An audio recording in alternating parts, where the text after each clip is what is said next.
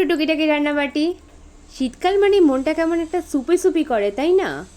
তো আজ আমি ঠিক স্যুপ করব না, আজ আমি করব একটা তিবেডিয়ান রেসিপি। আইডিয়া করো কি? ইয়েস, থুকপা। তার জন্য আমি সবার প্রথমে চিকেন স্যুপটা বানিয়ে নেব।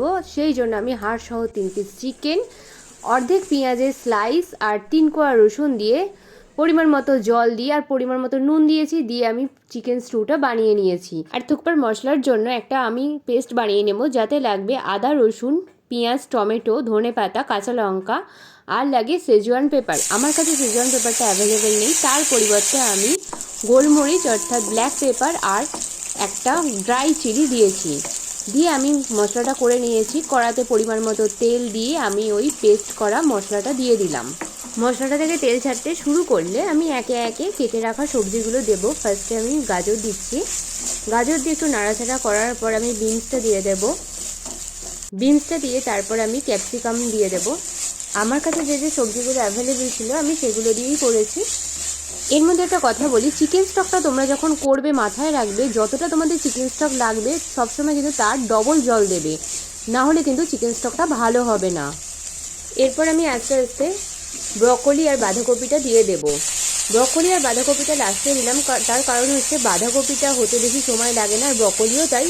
সাথে ব্রকলির সবুজ কালারটাও অনেকটা ঠিক থাকে। ভালো করে ভেজে নিয়ে আমি এরপর চিকেন স্টকটা দিয়ে দেব। সমস্ত সবজি দিয়ে আমি লাস্টে পরিমাণ মতো নুন দিয়ে দিলাম।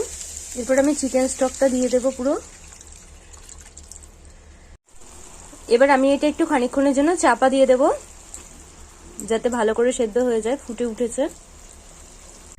এরপর জাস্ট সাজিয়ে নেওয়ার পালা। আমি একটা বাটিতে আগে থেকে সেদ্ধ করে রাখা চাউ দিলাম, তোমরা নুডলস ইউজ করলে নুডলসও দিতে পারো। এরপর আমি যে স্যুপটা করে নিয়েছি সেই স্যুপটা দিয়ে দিলাম, স্যুপের সাথে সবজিগুলো দিলাম এবং ওপর থেকে চিকেন স্টকের যে চিকেনটা আছে আলাদা করে রেখেছিলাম সেই চিকেনটা দিলাম।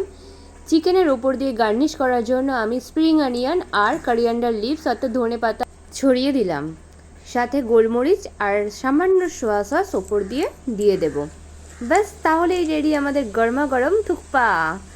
কে কে এরকমভাবে থুকপা খেতে ভালোবাসো অবশ্যই কমেন্ট করে জানিও। আমি বলছি শীতের রাতে এইভাবে একদিন থুকপা বানিয়ে দেখো, দারুণ লাগবে। টাটা, দেখা হচ্ছে পরের রেসিপিতে।